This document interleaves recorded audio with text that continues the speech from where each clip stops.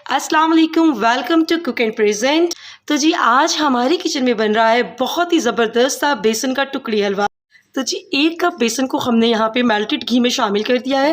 अब हमने इसको मीडियम आंच के ऊपर भूनना है।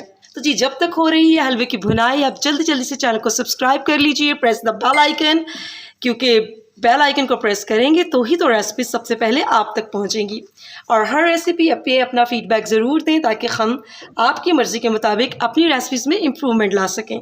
तो जी ऐसे ही आपने इसको स्लो हीट पे भूनना है। अगर आप तेज़ आंच पे भूनेंगे तो बेसन एकदम से जल जाएगा और उसकी भुनाई भी सही से नहीं हुई होगी।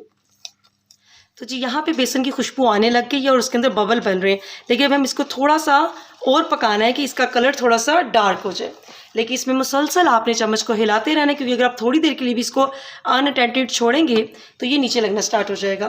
तो आपने मुसलसल इसके अंदर चम्मच हिलाना है।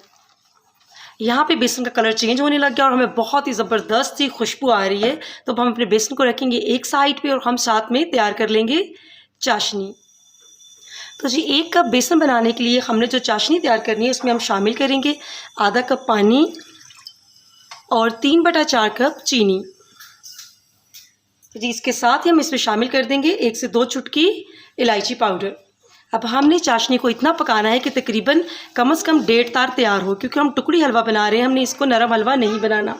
जब तक आपकी चाशनी तैयार हो रही है तो कोई भी आप स्क्वायर पैन ले लें। ये मैंने केक का मोल्ड ले लिया, इसको हम खूब अच्छे से घी से ग्रीस कर लेंगे।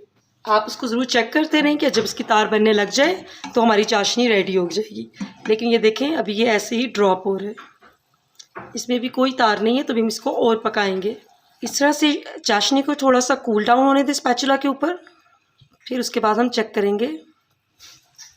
कितनी ज़बरदस्त एक तार तैयार हो चुकी है और देखिए दूसरी तार बनने की कोशिश कर रही है।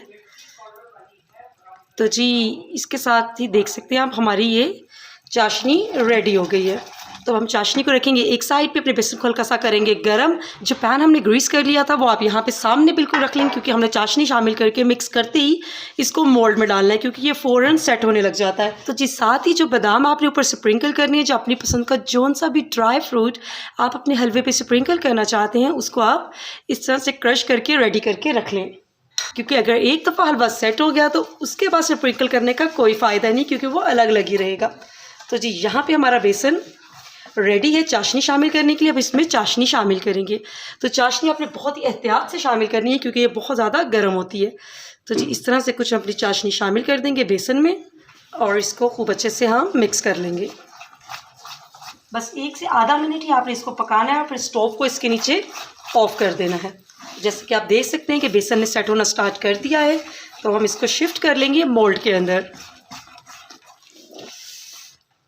तो जिस तरह से हम अपने मोल्ड में हलवे को फ़ौरन से शिफ्ट कर लेंगे। तो जी यहाँ पे हो गया हमारा मोल्ड के अंदर हलवा सेट। तो हम अपने इसके ऊपर स्प्रिंकल कर देंगे बादाम जो हमने क्रश कर लिए थे, और जो भी ड्राई फ्रूट, पिस्ता, चांदी वर्क, आप जो भी इसके ऊपर अप्लाई करना चाहें आप कर सकते हैं। जी आप इसको ऐसे ही सेट होने के लिए 4 से 5 घंटे के लिए छोड़ दें। बहुत ज़बरदस्त हमारा हलवा सेट हो जाएगा। अगर आप ज़्यादा सख्त हलवा बनाना चाहते हैं जो बिल्कुल ही हार्ड वाली टुकड़ी होती है, तो फिर आप 2 तार की चाशनी बनाएंगे। हमने तकरीबन 1.5 तार की चाशनी बनाई है, जो कि बहुत ही ईजीली ये अंदर से सॉफ्ट भी होगा और इसकी बहुत प्यारी टुकड़ियाँ भी बन जाएंगी। तो जी हम आपको दिखाएंगे इसकी फाइनल शक्ल सेट होने के बाद। जब थोड़ी सी हीट रिलीज़ हो जाए और फिर हल्का हल्का गर्म हो, तो आपने जितने इसके पीसेस करने हैं उसके निशान लगा लें। तो इस तरह बाद में कटिंग करना आसान होगी। तो चलिए अब हम इसको छोड़ देते हैं सेट होने के लिए। यहाँ पे हमने अपना बहुत ही ज़बरदस्त सा बेसन का टुकड़ी हलवा डिश आउट कर लिया है। जैसे कि आप देख सकते हैं कि क्या ही अमेजिंग बेसन का टुकड़ी हलवा रेडी हुआ है। बहुत ज़बरदस्त, ना ही खाने में बहुत ज़्यादा हार्ड और ना ही सॉफ्ट। आप इस रेसिपी को ट्राई करें, it will be turn out amazing. मैं भी आपको इसको ट्राई करके बताती हूँ कि आज कैसा बना है।